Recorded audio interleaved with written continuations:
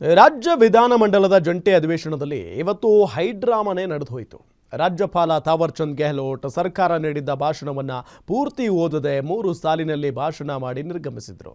ಇದರಿಂದ ಕೈಪಡೆ ಕೆಂಡಾಮಂಡಲವಾಗಿ ಸದನದಲ್ಲೇ ಸಿಡಿದೆದ್ದಿತ್ತು.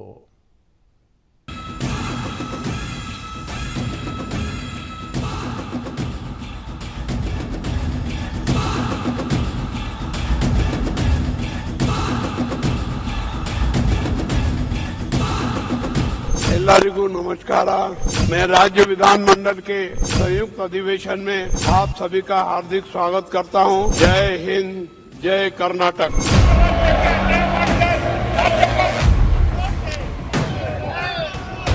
ಕ್ಯಾಬಿನೆಟ್ ತಯಾರು ಮಾಡಿದಂತ ಭಾಷಣವನ್ನ ಓದ್ದೇನೆ. ಪ್ಯಾರಾ ಭಾಷಣವನ್ನು ಓದಿ ಸಂವಿಧಾನದ ವಿಧಿಗಳಿಗೆ ವಿರೋಧ ಮಾಡಿದ್ದಾರೆ.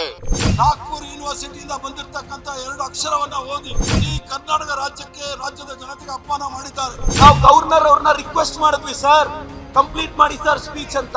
ಗವರ್ನರ್ ಹಟಾವ್, ಕರ್ನಾಟಕ ಬಚಾವ್. ಗವರ್ನರ್ ಹಟಾವ್, ಕರ್ನಾಟಕ ಬಚಾವ್.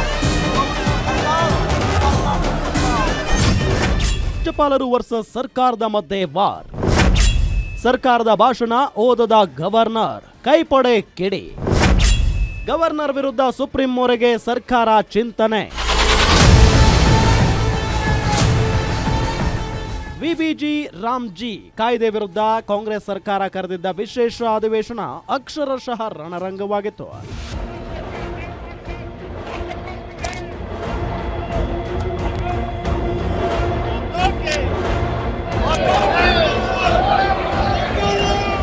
ವರ್ಷದ ಮೊದಲ ಅಧಿವೇಶನದಲ್ಲಿ ಜಂಟಿ ಸದನವನ್ನ ಉದ್ದೇಶಿಸಿ ಭಾಷಣ ಮಾಡಬೇಕಿದ್ದ ಗವರ್ನರ್ ಸರ್ಕಾರದ ಭಾಷಣ ಮಾಡದೆ ಕೇವಲ 3 ಸಾಲು ಓದಿ ಅಧಿವೇಶನದಿಂದ ಹೊರ ನಡೆದಿರುವ ಘಟನೆ ನಡೆಯಿತು. ಕೇಂದ್ರ ಸರ್ಕಾರ ಜಾರಿ ಮಾಡಿರುವ ವಿಕಸಿತ್ ಭಾರತ್ ರೋಜ್ಗಾರ್ ಆಜೀವಿಕಾ ಮಿಷನ್ ಕಾಯ್ದೆ ವಿರೋಧಿಸಿ ಕಾಂಗ್ರೆಸ್ ಸರ್ಕಾರ ರಾಜ್ಯಪಾಲರಿಂದ ಭಾಷಣ ಮಾಡಿಸಲು ಪ್ಲಾನ್ ಮಾಡಿತ್ತು. ಆದರೆ ಸರ್ಕಾರದ ಭಾಷಣದ ಬಗ್ಗೆ ತಕರಾರು ತೆಗೆದಿದ್ದ ರಾಜ್ಯಪಾಲರನ್ನ ರಾಜ್ಯ ಸರ್ಕಾರ ಮನವೊಲಿಸಿ ಸದನಕ್ಕೆ ಬರುವಂತೆ ಆಹ್ವಾನ ನೀಡಿತ್ತು. ಸಂವಿಧಾನಿಕ ಹಕ್ಕಿನಂತೆ ಸದನಕ್ಕಿಂದು ಮುಂಜಾನೆ 11 ಗಂಟೆಗೆ ಆಗಮಿಸಿದ ರಾಜ್ಯಪಾಲರು ಸರ್ಕಾರದ ಭಾಷಣವನ್ನ ಪೂರ್ತಿಯಾಗಿ ಓದದೆ ಕೇವಲ 2 ನಿಮಿಷಗಳ ಭಾಷಣ ಮಾಡಿ ತೆರಳಿದ ಪರಿಣಾಮ ಕಾಂಗ್ರೆಸ್ ಶಾಸಕರು ಸಿಡಿದೇಳುವಂತೆ ಮಾಡಿತು. विधानसभा के माननीय नेता प्रतिपक्ष और माननीय मंत्रीगण एवं कर्नाटक विधानमंडल के सम्माननीय सदस्यगण, ಎಲ್ಲರಿಗೂ नमस्कार।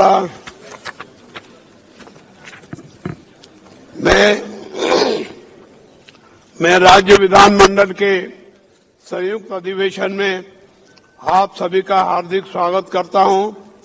मुझे कर्नाटक विधानमंडल के एक और संयुक्त सत्र को संबोधित करते हुए हर्ष की अनुभूति हो रही है।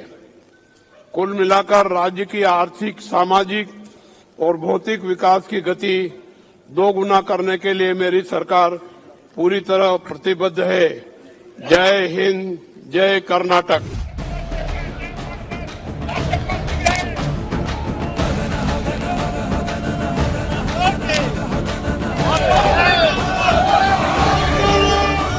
ರಾಜ್ಯಪಾಲ ಥಾವರ್ ಚಂದ್ ಗೆಹ್ಲೋಟ್ ಇಂದು ವಿಧಾನಮಂಡಲದ ಜಂಟಿ ಅಧಿವೇಶನದಲ್ಲಿ ರಾಜ್ಯ ಸರ್ಕಾರ ಸಿದ್ಧಪಡಿಸಿಕೊಟ್ಟಿದ್ದ ಪೂರ್ತಿ ಭಾಷಣವನ್ನ ಓದಿಲ್ಲ.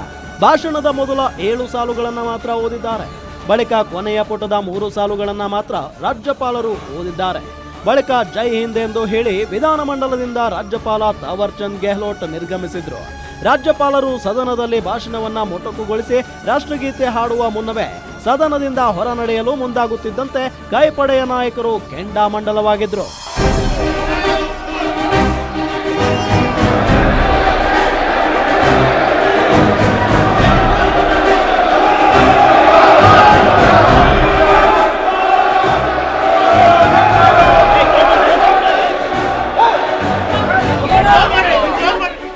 ಇನ್ನು ರಾಜ್ಯಪಾಲರ ವರ್ತನೆಯಿಂದ ಜನಪ್ರತಿನಿಧಿಗಳ ಸಭೆಗೆ ಅವಮಾನ ಆಗಿದೆ. ರಾಜ್ಯಪಾಲರು ಕೇಂದ್ರ ಸರ್ಕಾರದ ಕೈಗೊಂಬೆಯಂತೆ ವರ್ತಿಸುತ್ತಿದ್ದಾರೆ. ಹೀಗಾಗಿ ರಾಜ್ಯಪಾಲರ ವರ್ತನೆ ವಿಚಾರದ ಬಗ್ಗೆ ಸುಪ್ರೀಂ ಕೋರ್ಟ್ನಲ್ಲಿ ಕಾನೂನು ಹೋರಾಟ ಮಾಡುವ ಬಗ್ಗೆ ಚಿಂತನೆ ಮಾಡ್ತೀವಿ ಎಂದ್ರು. ಕ್ಯಾಬಿನೆಟ್ ತಯಾರು ಮಾಡಿದಂತ ಭಾಷಣವನ್ನ ಓದ್ದೇನೆ. ಅವರೇ ತಯಾರು ಮಾಡಿದಂತ ಒಂದು ಪ್ಯಾರಾ ಭಾಷಣವನ್ನು ಓದಿ ಸಂವಿಧಾನದ ವಿಧಿಗಳಿಗೆ ವಿರೋಧ ಮಾಡಿದ್ದಾರೆ. ಉಲ್ಲಂಘನೆ ಮಾಡಿದ್ದಾರೆ. 176, 163, it's very very clear. Shall ರಾಜ್ಯ ERC shall read the speech prepared by the cabinet of the government.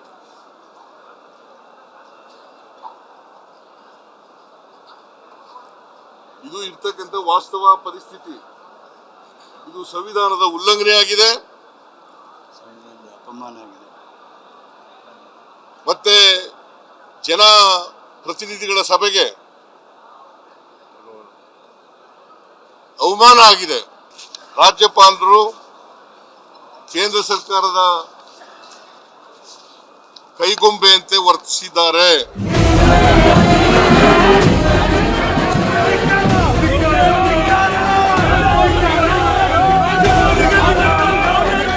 ಇನ್ನು ರಾಜ್ಯಪಾಲರ ನಡವಳಿಕೆಯಿಂದ ಕೆಂಡಾಮಂಡಲರಾದ ಕಾಂಗ್ರೆಸ್ ಶಾಸಕರು ರಾಜ್ಯಪಾಲರನ್ನ ಅಡ್ಡಗಟ್ಟಲು ಯತ್ನಿಸಿದ್ರು.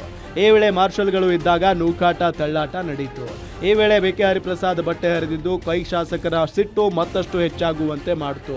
ರಾಜ್ಯಪಾಲರ ವರ್ತನೆ ಬಗ್ಗೆ BK Hariprasad, Pradeep Eshwar, governor go back, shame ಎಂದಿದ್ದು ಸದನದಲ್ಲಿನ ಗಲಾಟೆಗೆ ಹಿಡಿದ ಸಾಕ್ಷಿಯಂತಿತ್ತು.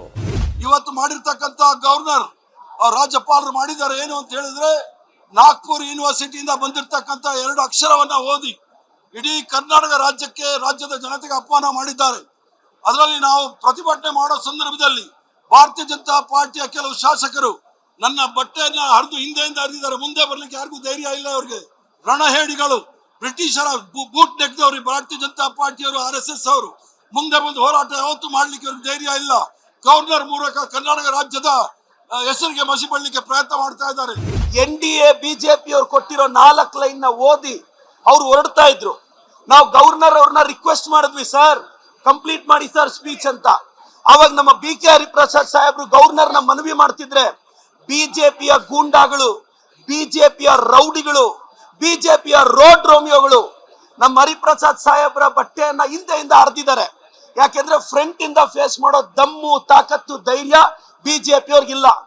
ಗವರ್ನರ್ ಅವರು ಇವತ್ತು ಸಂವಿಧಾನಕ್ಕೆ ಅವಮಾನ ಮಾಡಿದ್ದಾರೆ. Shem Shem governor, Shem Shem governor, Shem Shem governor. ಸಂವಿಧಾನಕ್ಕೆ ನೀವು ಅವಮಾನ ಮಾಡಿದೀರಾ.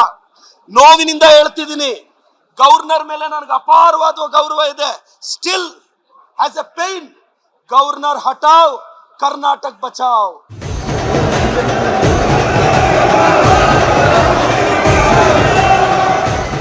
ಒಟ್ಟಾರೆ ರಾಜ್ಯದ ವಿಧಾನಸಭೆ ಇತಿಹಾಸದಲ್ಲೇ ಮೊದಲ ಬಾರಿಗೆ ರಾಜ್ಯಪಾಲರು ಭಾಷಣ ಮಾಡದೆ ನಿರ್ಗಮಿಸಿದ್ದು ಇತಿಹಾಸವಾದರೆ, ರಾಜ್ಯಪಾಲರ ವಿರುದ್ಧ ಸದನದಲ್ಲೇ ಶಾಸಕರು ಘೋಷಣೆ ಕೂಗಿ ಮುತ್ತಿಗೆ ಹಾಕಲು ಯತ್ನಿಸಿದ್ದು ವಿಶೇಷ.